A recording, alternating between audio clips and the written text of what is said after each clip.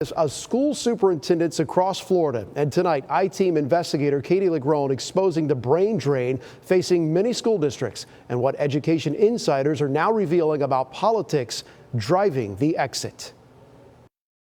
Broward County, Orange, Sarasota, Collier, these are just a few of the Florida school districts who have lost their superintendents in just the past 6 months. In fact, according to Florida's Association of School District Superintendents, over the past 3 years, more than 40 of Florida's 67 superintendents have left their posts as boss on campus. We have had a rather historical turnover. Bill Montford, a former state senator and school superintendent, now leads the state's Superintendent Association. I can't underscore how difficult it is being a school superintendent. And over the years, it's become even more challenging. Challenging because of what has become part of a larger state and national trend among executive school leadership, where their performance on campus has taken a backseat to politics. We are not born with face coverings. What began with controversies over COVID-19 and masks, much of the content is not age appropriate, has evolved into battles over book bans and curriculum. It's been the most bizarre time in public education for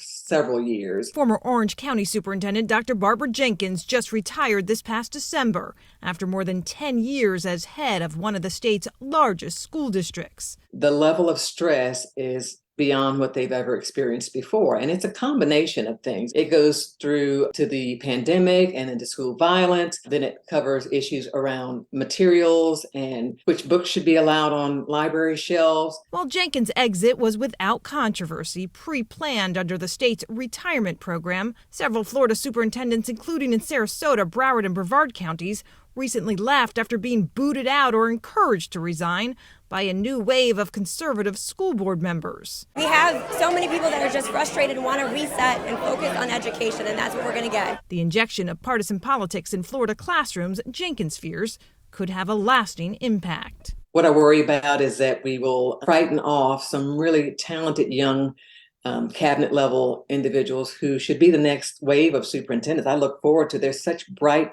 talent. And then I also have some concern that really well-intentioned board members will be frightened off from the job as well because of the attacks that come from one side or another. They're tired of being political punching bags to the political climate that we're dealing with in Florida. Democratic State Senator Chevron Jones is a former Florida teacher. We're going to come to a place to where parents and teachers and administrators, they are sick of it. At the end of this school year, several additional Florida school superintendents have already announced they'll be gone as the state's superintendent shuffle carries on. I hope that we are past the worst of it for the turnover because we've moved now at least further away from the pandemic. What do you say to superintendents who, quite frankly, are mulling over whether or not they should stay in a Florida school district? What do I tell them?